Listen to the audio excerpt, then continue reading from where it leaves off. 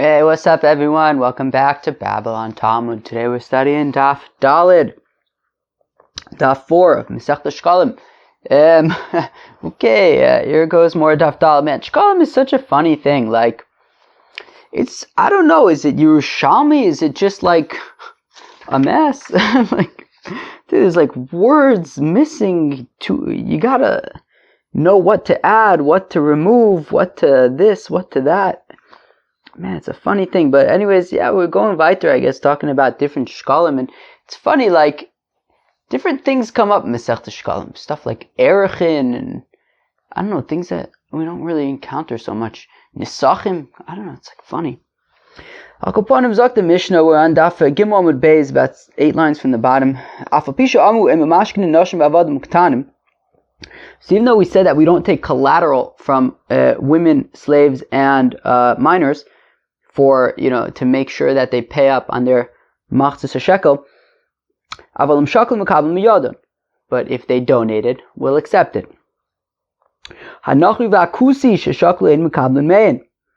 However, a Gentile or a kusi, everybody remembers who the kusis were?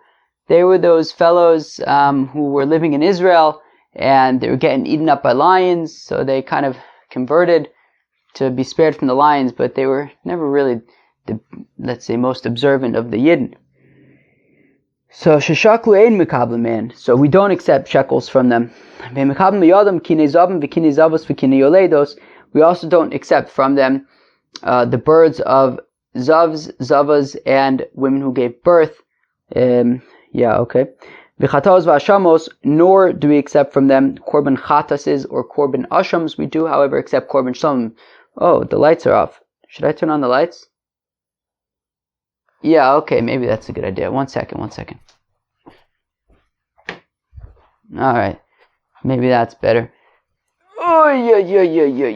Alright, here we go. Alright, so, Ze'aklal, kol shenidar v'nidar mekablin me'en. So anything, shenidar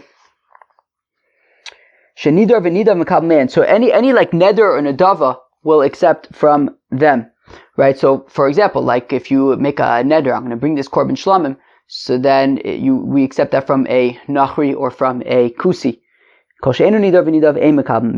But if it's not like a nedava or something like that, if it's like korban chatos or korban asham, which is like a chiyuv, so then we don't accept it from them. And similarly, it is taught in a pasuk by Ezra, Shnemar, as the pasuk says, "Lolachim v'lanu livnos beis Hashem Elokeinu." That it is not for you, in addition to us, to build a temple for our God. Rather, it is upon us alone. And these are the people who chayiv in a kalbon. So apparently, in addition to the machzis shekel, there's also the kalbon, which is like an additional tax that you have to pay. Okay, and I saw an explanation that apparently it's because, since the machzis shekel is mida oraisa, so we want to make sure that you are not paying less than that amount, because then you wouldn't be yotze. So therefore, we add a little bit to make sure that you're definitely paying a machzis shekel, something like that. But whatever it is, it's this added amount that you're paying. So ve'elu shechayav mekalbon. So these are the fellows who have to add this kalbon tax to the tax. They have to add a tax to the tax. Okay.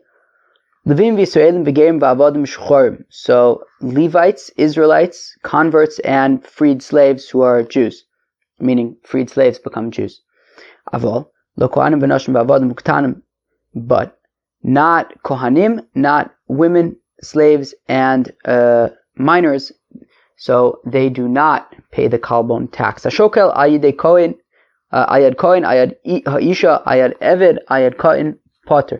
If somebody is providing a machzis shekel for a kohen, for a woman, for a slave, for a minor, in all those cases, the person paying the machzis shekel would not have to add the kalbon to the machzis shekel. Where am I? Fine, potter. Vim shakal al yadov val yad chavero. But if he's paying a kalbon for him and for his fellow, chayiv bekalbon echad. So then you are chayev just one kalbon. Reb Meir Omer beis kolbonos, and Reb Meir says 2. So if Ruvain gives a machzis shekel for himself and for Shimon, so then according to the Tanakama, he's going to be chayev one of this kalbon tax, whereas according to Reb Meir, he's going to be chayev twice. Hanosin sela v'notin shekel. If a person, so a sela is 2 shekels, or really 2 machzis shekel values. So basically it's twice the amount of the machzis shekel. So somebody who, now, I don't know if I pointed this out, but when the Mishnah mentions shekel over here, it's a reference to the machzis shekel, right? So therefore, we're saying here, if he paid a sela and got a shekel in change, so basically it's assuming that there are 2 shekels in a sela. Now, that shekel is what he's donating, i.e. the machzis shekel, right? So when the Mishnah says shekel, it's referring to the machzis shekel. Fine. So, hanosin sela v'notel shekel, if a person gives a sela and then gets back 1 shekel change, so, at the end of the day, he donates a shekel, right? He basically gave 2 and got 1 back. So, chayev shnei kolbonis, interesting. So apparently he's nonetheless chayev to pay the kolbon twice, and the Gemara is going to explain what the rationale would be. But okay, seder. So again, if you donate a machzis shekel, you pay a kolbon. If you donate a sela and get back change, so you're going to actually have to pay 2 kolbons. Okay, fine. Hashoka al yad ani ve'al yad shcheno ve'al yad ben iro potter. A fellow who donates a shekel for a poor person, or for his neighbor, or for somebody living in his city, potter. So he doesn't have to pay the kalbon. But if he lent it to them and he's going to get paid back for it, so then they're chayiv to pay the kolbon. The Gemara is going to explain what this means, but basically, if you have brothers who are also partners, so if they have to pay the kolbon, and the Gemara is going to explain what case this would be, but if they have to pay the kolbon, so then they're pater from meiser behema. And in a situation where they would have to pay meiser behema, separate meiser behema, so in a kolbon, in that case they'll be pater from the kolbon. And again, the Gemara is going to explain what this means, or what the context is, what the case is. V'chama hu kolbon, how much? What's the value of this kolbon? Ma'a kesef divrei Meir v'chacham omim chatzi ma'a. So Reb Meir says it's take 1 ma'a, and Chacham say it's half a ma'a. Very nice.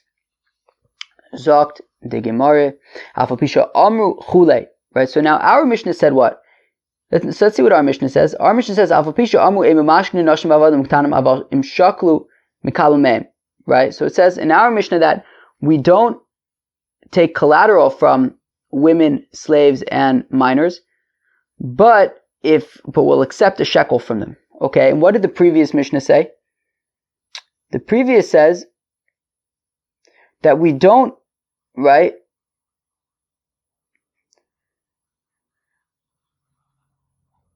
What did they say? We say, Ein mamashkines aktanim halidboa tovin.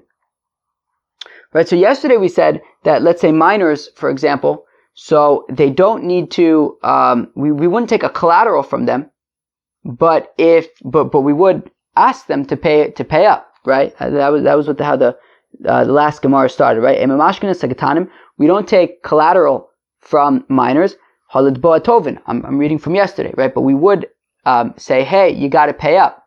We just don't take a collateral from them. Yet over here we're saying, if they want to, they can, but they don't necessarily have to, right? So, effect the Gemara, but we don't force them to pay, only if they want to pay. So on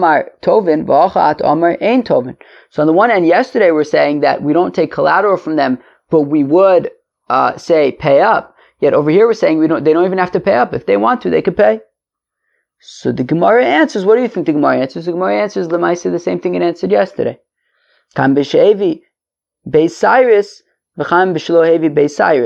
So it depends. If the child has reached puberty, so we're talking about a minor over here, a cotton. So if the minor has reached puberty, so then he has to pay the shekel. Now we don't take collateral from him until we said yesterday until he's 20, but once he's already reached puberty, he has to pay the shekel, and that's what we were talking about yesterday. Today, when we say it's completely volitional, it's voluntary, so then maybe volitional isn't a synonym to voluntary. Over here where we say it's voluntary, it's where he has not yet reached puberty. Let's go weiter, Chevre. Hanochi v'akusi chule. So we said that a Gentile or a kuti, so we don't accept their machzas shekel. Amar Rabba, Zakta Rabba, Tiftar Commander Amar Kusi Kinachri. Period. So says Rabba that it sounds like the Manda Amar who says that a kuti is like a Gentile, right? It seems like we're basically treating them the same way in our Mishnah. The Ispalgin, because after all, there's Machloikis. Kusi Kinachri, Divrebi Reb Shimon ben Gamliel Amar Kusi Ki Yisrael Chodavar. That Rebbe says that a kusi is like a Gentile, and Reb Shimon ben Gamliel says that a kuti is like a Yid, meaning a convert. Okay, so Rebbe says that kutim are considered like Gentiles. Reb Shimon ben Gamliel says that kutim are considered like proper converts, and therefore our Mishnah, which says that Gentiles and kutim, if they donate a machzas a shekel, we do not accept it. So apparently we're treating kutim like nachrim, so it must be like Rebbe who says that kutim are like nachrim. Omer Blazer, Zakter Blazer, Masnisim ben nachrim, habikutim lo. So the Gemara says that the Mishnah is actually Davka talking about Gentiles. It's not actually talking about nachrim. At least when it comes to talking about these like korbanos and stuff, right? Because we're saying that because part of what we said that we don't accept their machzas shekel, but we also said that we don't accept their like bird sacrifices and ashams and chatases and stuff. So says Reb Lazar, actually our Mishnah, when it says that we don't accept korbanos, that is only talking about Gentiles, but the kutim, we would accept korbanos from them. Vitani Kain, and we taught like this, Adam, that when the pasuk says that Adam kiyakrav mikem korban laHashem, so Adam is l'rabas esagerim, to include converts. Mikem lo tzias hamumarim, and when it says mikem, it is to exclude mumarim. The article translated renegades. I don't know what a renegade is, but I know what a nudnik is. So, so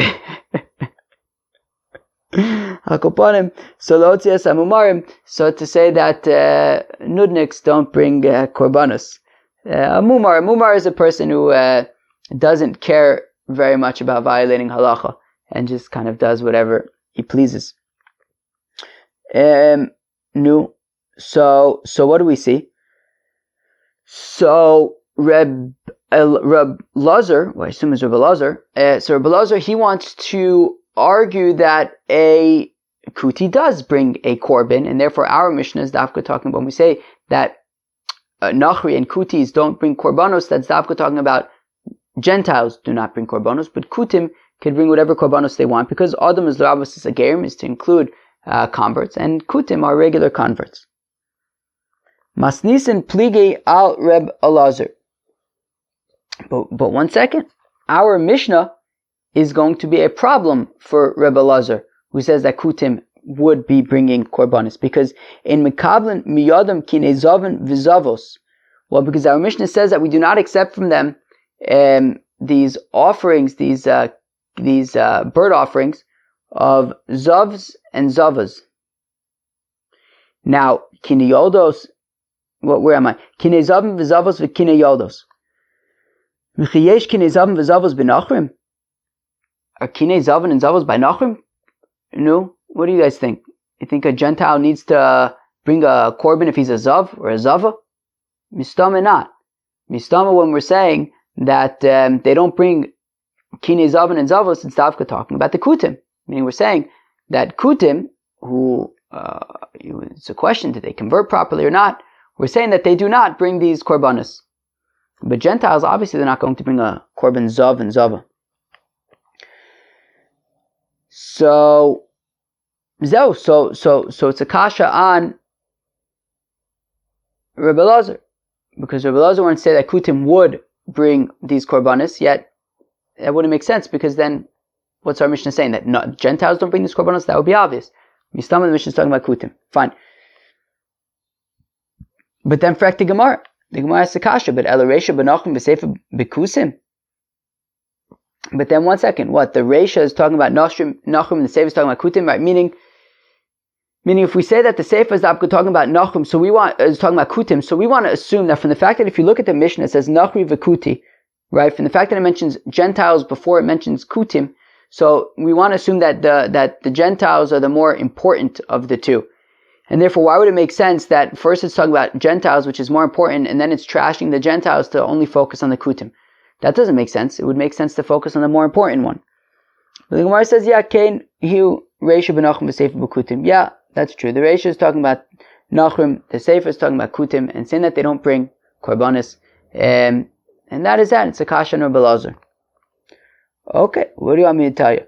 Amar Rabbi Yochanan hat gesagt, Batchila in Mekabel Mein, Lodav Mesuyim, V'Lodav Shein Mesuyim. So, initially, when they were building the Beis HaMikdash, so they wouldn't accept any donations from Gentiles, whether it was a davar mesuyim, whether it was a davar she'enu mesuyim. What's a davar she'mesuyim?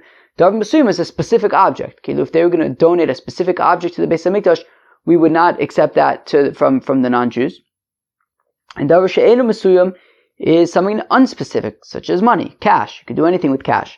So initially, when they were building the Beis HaMikdash, they wouldn't accept any donations from the non-Jews, whether it was specific, like an object, or whether it was money. And then in the end, once the Beis HaMikdash was built, so then we would not accept specific items, because we wouldn't want to take a specific item and put it in the Beis HaMikdash and have it as being something that was donated by a non-Jew. But money, you would be able to, we would accept from them. We would accept from them cash. Okay?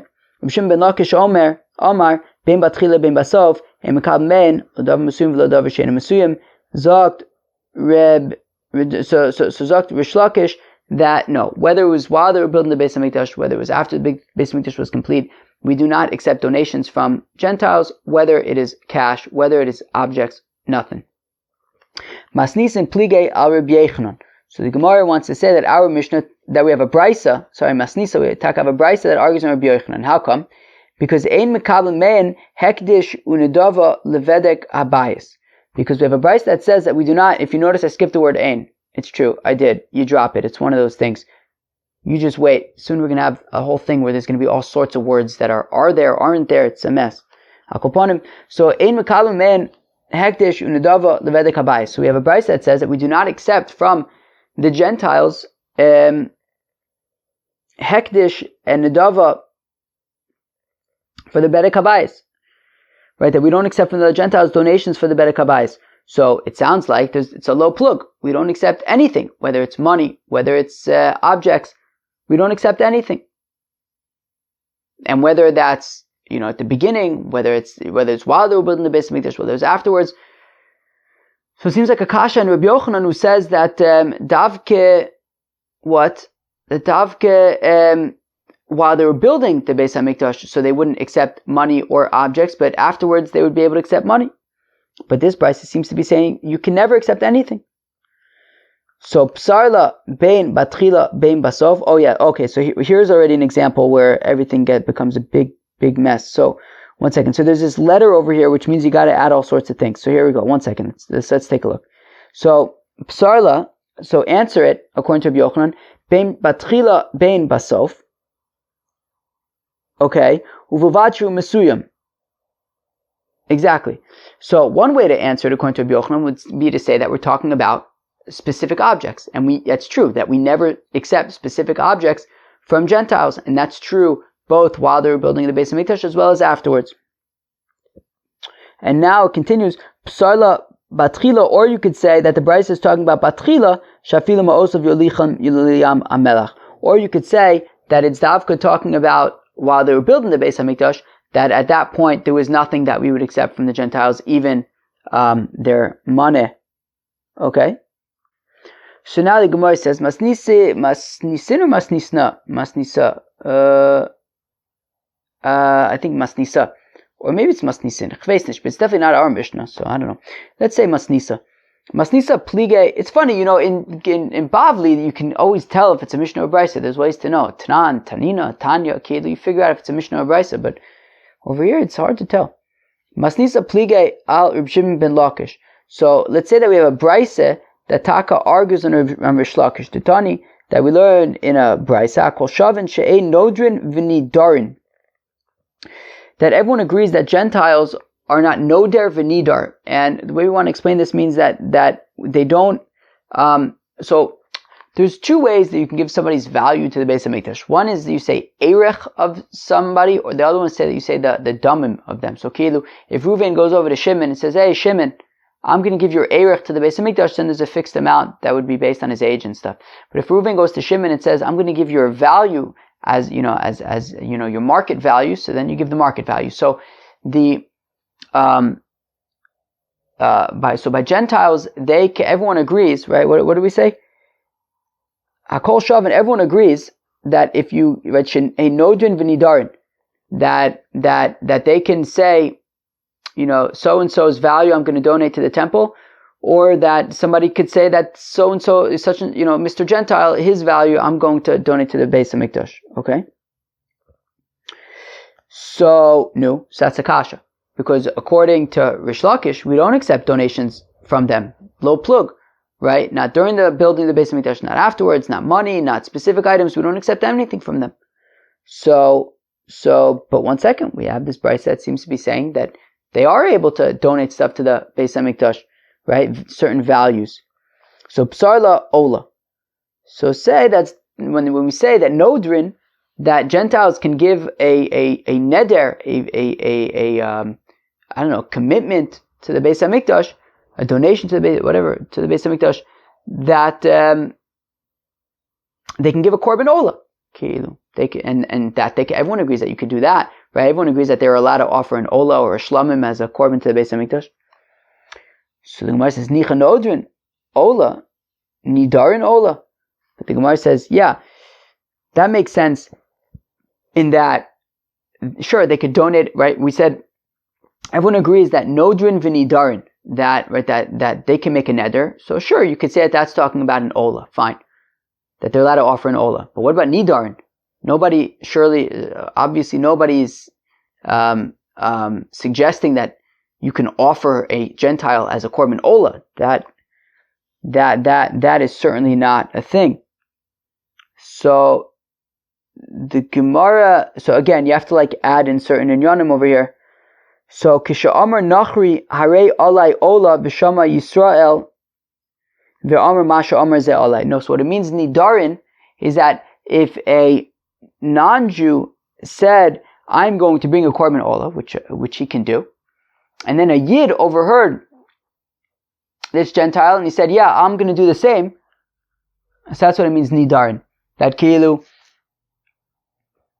a neder can be made sort of in passing through him. So again, if the Nachri says, "I'm going to bring a korban ola to the Beis Hamikdash," and then somebody's passing by and says, "Yeah, I'm going to do the same," that would be nidarin. That that based on his neder, somebody made a neder based on him. All right, that was pretty exciting. And therefore, according to Rish Lakish, still in terms of financial donations or object donations, Nachrim can't do that. They could offer korbanos. That's what they could do. And nidarin would be in the context of those korbanos. Chevre, we should move on. If we have any hopes of finishing this daf, we should move on. What's this other thing? Do I have to add a whole bunch of words over here? Let me check. One second. Lo hevi iman nesachim ve'evi achar kach mekablen emenu v'lo lechlei sharis inun motzar nesachim. Nimtza maybe davar sheinu mesuyim. No, I think this one, I ignore that amendment. I think this one I just read.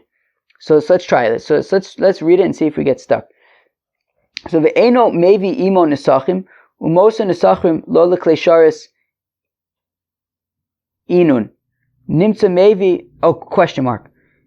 Okay, so that's what it means. So, yes, I think you do read the amendation thing. So So I'm going to read with this emendation. So lo evi ima nesachim. So if you have a Gentile and he didn't bring libations with his korban, okay, vehevi achar kach, and then afterwards he brought the libations, mikablen emenu. So we accept them from him. V'lo l'klei sharis, but not for the v'lo l'klei sharis inun. So most of the right, or maybe v'lo l'klei sharis inun most of the nesachim. Nimtza maybe davar shenim musiyum. Holy shnikes. Okay, what's most of the nesachim? So basically, with every single korban, you would bring nesachim. You would bring flour, like a minchas nesach, right? A korban mincha and wine, stuff like that.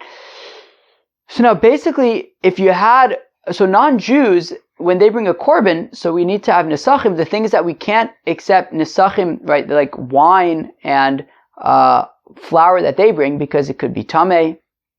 I guess yeh nesach is a whole other thing, but that's their abundance. But anyway, so we can't accept it from them. However, there's like these donations, right? There would be people who would donate like flour to the Beis Hamikdash. So you would use that. However, when they would donate these people who would donate the flour, they would give more than they needed to or something. So then there would be like leftover flour. So what do you do with the leftover flour? So you can use it for like to collect funds for like klei sharis, to buy temple like tools in the temple. So here you have a situation where what happens if you have a non-Jew who didn't bring any libations or whatever, but he gave money. So now that money is going to be considered mosar nesachim, like the leftovers of the nesachim, and they're going to use that to buy like stuff, like klei sharis, vessels that they would use in the Beis Hamikdash. So indirectly, essentially, their donations are going to be used in the Beis Hamikdash, right? They're going to be bring these korbanos. With the korbanos, they're going to have this money that they bring, and then it's going to be mosar nesachim, and they're going to use that mosar nesachim to buy like klei sharis. So there you see, essentially, they're giving a donation. There you go. So nimtza maybe davar mesuyim. So we see that he's taka bringing an object. So hasiv Rab Yossi bar Rabun.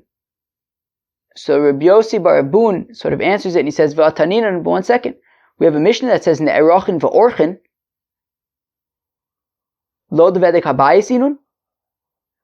So 1 second, we have a Mishnah that says that Gentiles ne'erochin v'orchin. You could say that they could say, I'm going to give, as we said, that there's two ways to give somebody's value. One is the fixed price value. One is the market price value. So we have a Mishnah that says that non-Jews are able to say that somebody's erech, somebody's fixed price, I'm going to donate to the Beis Hamikdash. And the other one says and also somebody could go over to the Gentile and say to the Gentile, I'm going to give your fixed price to the Beis Hamikdash. So, and isn't that going to be going to the Bedek Habayis? So aren't they doing donations there also? So, Heichma da'at Omer Tamon. So what do you have to say over there? How can you explain that orchin v'ne'erochin? So l'shamayim u'miskavin u'me'elein ein boin. So which levedek habayis. So you're gonna have to say, well, when the Gentile donated, said like the erech, is orech or ne'erach. The idea is that it's going to be l'shem shamayim, right? You had intention for the Eibishter. And the bedek habayis just kind of comes as a side effect. So kenat omar afhocha l'shamayim hu miskavin umelein hein boin levedek habayis. So we're going to say the same thing over here, that by this mosar nesachim also, their intention is to donate it to the Eibishter, and the use and the value to the bedek habayis, to the temple upkeep to the treasury, is sort of a side effect and less and not so important. And therefore, we'll say the same thing according to Rish Lakish, that he says that you're not allowed to make any, that the Gentiles are unable to make any donations to the Beis Hamikdash. So this case of like the Mosar Nesachim, since his intention is for the Eibishter, so therefore it would not be considered a proper donation. Okay, now there's another one of these things, Reb Shimon ben Lakish Pasala. Do we have to add that? I can't remember. Ma'avad la Reb Shimon ben Lakish. Yes, I think you skip those words. So the next line says Reb Shimon ben Lakish Pasala. So Reb Shimon ben Lakish says, how come you don't accept any donations from the Gentiles? It's because Lo lachem vilanu livnos bais leilukenu, as we said earlier, that it is not for you as well as for us to build a temple to our God, and therefore they don't accept donations from the Gentiles. Reb Chizkiah Amar Reb Simon. No, so Reb Chizkiah, yeah. Reb Chizkiah Amar Reb Simon Sha'al. So Reb Chizkiah asked in the name of Reb Simon, but we said the other day that Sha'al over here doesn't actually mean to ask. It means like to more express his opinion, which is Me'ata in Mekabel Mein La'amas Hamayim U'Luchomo Sa'ir U'Migdaloseh. And therefore, well, based on this, we also do not accept money from the Gentiles for use in either building or supporting the stream of water that would flow through the Azara that we learned about in Talmud Nishchat, and V'Luchomo Sa'ir Migdaloseh, or for the walls of the city and its towers. Hashem v'lachem ein chelek v'gomer, based on this pasuk that says that you do not have a portion with us, right, in Jerusalem. Fine. Let's go weiter. So now we get to skip a whole bunch of lines. Okay. Oh, so now Taka, this part, is this the part where we have to add all sorts of stuff? No, I think the next part becomes shtickle mess. So now, while this, though, we like over where it says Masnisa Drab Meir, you swap that out with my time of Drab Meir. So my time of Drab Meir. Oh, but okay. So what's this talking about? So our Mishnah had said that if a fellow donates a shekel for him and his friend, so the Tanna Kama says you only have to pay one kolbon. Reb Meir says you have to pay 2 kolbons. So the Gemara says, how come? So the Amr Reb Meir, because Reb Meir says, Kshem shiklo shel Torah kach kolbono Torah. Just like the shekel is midoraisa, so also the kolbon is a chiyuv midoraisa. Ksav Reb Meir b'nosin shiklo shalim shu chayiv b'kolbon. So Reb Meir says that that in a situation. No, I think that can you skip this thing? I kind of hope that you can. I think you can skip this thing.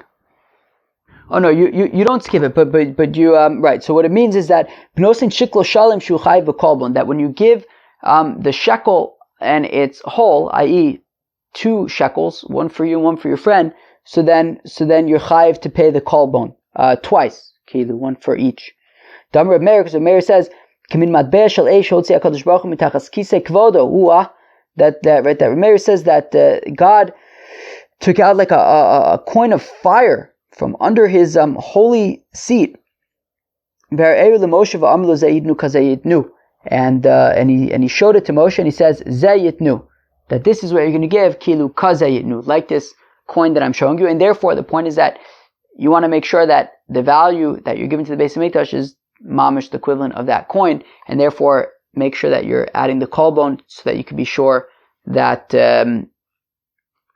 you are giving the proper amount. You don't want it to be less than machzis shekel, so therefore you add the kolbon to make sure that you're certainly giving enough. Nosan sela lito shekel chayiv shnei kolbonos. Now the Mishnah had continued and said that if a fellow donates a sela, which is 2 shekels, and then he takes a shekel and change, and he leaves 1 shekel there, so that's his machzis shekel. So the Mishnah says that you're chayiv 2 kolbons. So Amar Reb Elazar de Reb Meir. So Reb Elazar says that is Reb Meir's opinion, right? Because if you look in the Mishnah, technically it doesn't say who says it. So Reb Meir says that this is Reb Meir's opinion. No. Reb Elazar says that this is a continuation of Reb Meir's opinion, that, and it's Reb Meir who's saying that if you donate a sela and take back a shekel in change, so then you have to pay 2 kolbons. Now here I think we have to change a whole bunch of things. Let's see, where's this dalet over here?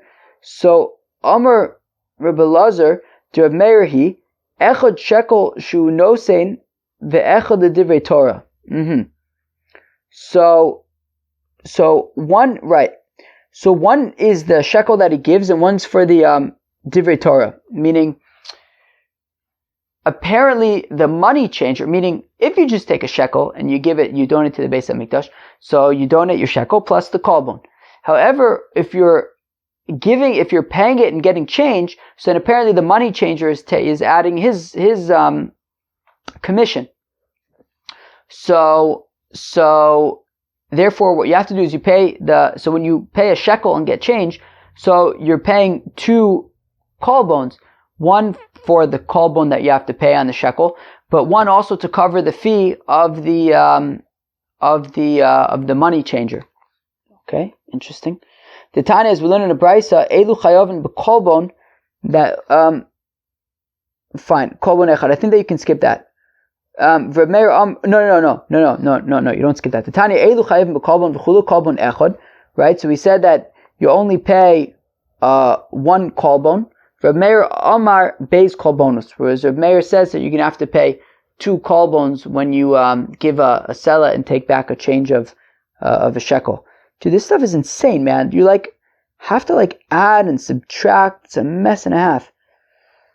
Umar Rav, and Rav, Rav says that Divrei Akolhi. So Rav argues with Rabbi Elazar, and he says that no, actually this concept of paying a sela and getting a change of a shekel and still having to pay 2 kolbons is actually according to everybody. Even the Chacham would agree. Dam Reb Meir, because Reb Meir says echad shekel shu nosein ve'echad shekel shu notel. Okay, ve'echad divrei Torah.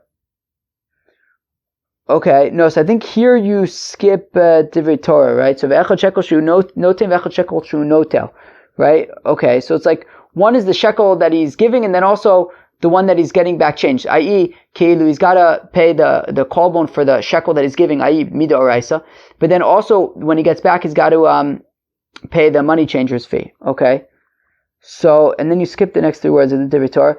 Now, but then according to everybody else, it would also be the one that he, but you also have to worry about, the one that he gives and the one that he takes in the Divrei Torah? Dude, what? So Adati the Rav Gimel Kolbonos Inun. So then, according to Rav, then there's 3 Kolbonos.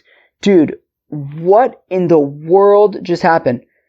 That according to Rav, he says that it's according to everybody. Yeah, so that's what it is. That's what it is. Right. Because, yeah, that's what it is. That's what it is. That's what it is. Oh, okay. So basically, according to Rav, according to the Chachamim, you're paying echad shu notein ve'echad shu notel and also divrei Torah. So basically, he's giving a sela and he's getting back a shekel, but there's also the kolbon he has to pay for divrei Torah. So he's basically paying 3 kolbons, right? One for the money that he's giving, one for that which he's getting back, meaning he pays a kolbon, I guess the money changer's commission on the one that he gives and the one that he gets back, and then in addition he's also paying the kolbon of Mida Oraisa. So therefore, says the Gemara that according to Rav, you're really going to have to pay 3 kolbons. So also Rabbi Yirmiyah, when Rabbi Yirmiyah says Rabbi Shmuel bar Rav Yitzchak b'shem Rav shlosha kolbonos inon, that taka you're right, that it is 3 kolbons. Echad shekel shu nosim, v'echad shekel shu noto, v'echad divrei Torah. Okay, one that he gives, right? He's paying a kolbon for the shekel the sela that he gives, and another kolbon for the shekel that he gets back, and also a kolbon for a chiyuv d'oraisa of kolbon.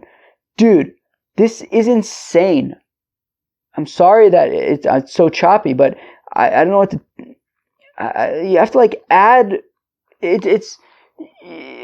just throwing in words, taking these out, putting these in. You have to. I can't remember what to take out and what to put in.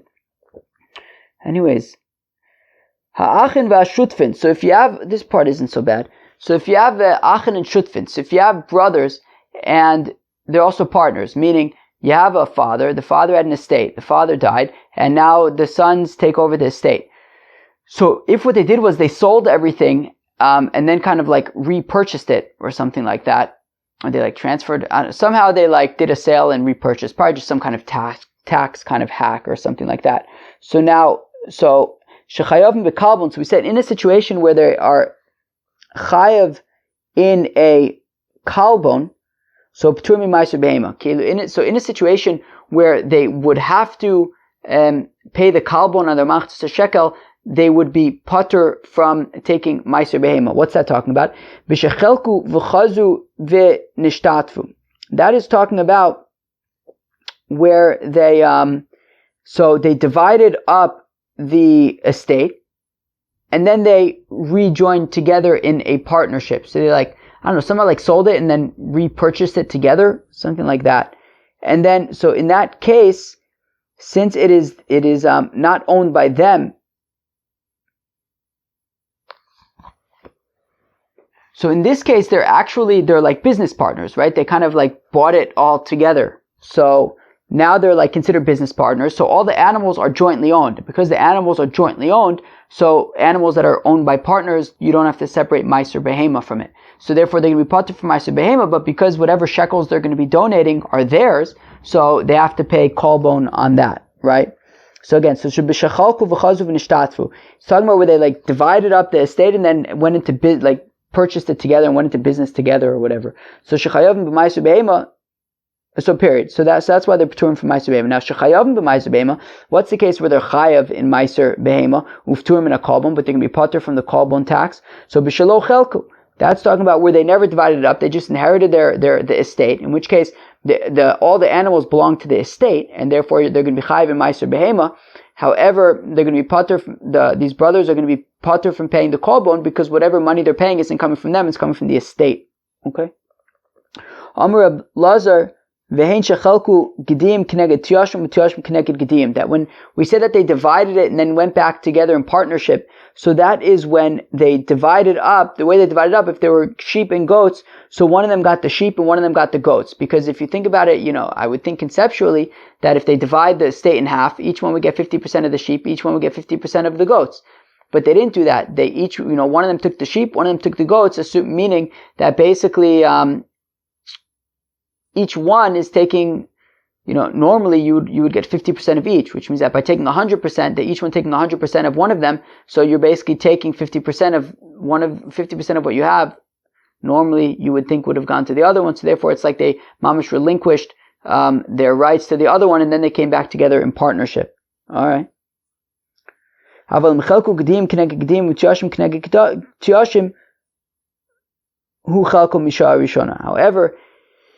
if they just divide everything in half, and like this one takes 50% of the sheep and 50% of the goats, and the other one takes 50% of the sheep and 50% of the goats, well, that you can assume that's just how it was and always destined to be divided up. So therefore, it wouldn't really be considered like they divided up and then repartnered together. Rabbi Yochanan says, Rabbi Yochanan afilu chelku gedim keneged neged gedim utiyashim keneged tiyashim kilikuchos hein ufturim min hamaiser. Whereas Rabbi Yochanan says that even if they divide it up, like one of them gets all the sheep, one of them gets all the goats, it's still going to be considered that even if they divide it up so each one gets 50% of the sheep and 50% of the goats, still it's going to be considered like they divided it up and then rejoined together in business. Kahud tanina, like that which we learned in the Mishnah, Taman over there, alakoch v'shanitan lo b'matana. If you purchased animals or if they were given to you as a gift, patur min Meiser Behema, you can be patur from Meiser Behema. So here also we're going to say that it's going to be considered like they kind of repurchased them in their partnership, and it's patur from Meiser Behema. Oh gosh, dude, how do you guys like Sheqalim so far? It's interesting, right? It's like hard to kind of digest, but yeah, I also didn't prepare a recap on this one. I apologize for that. Have a good Shabbos. Peace.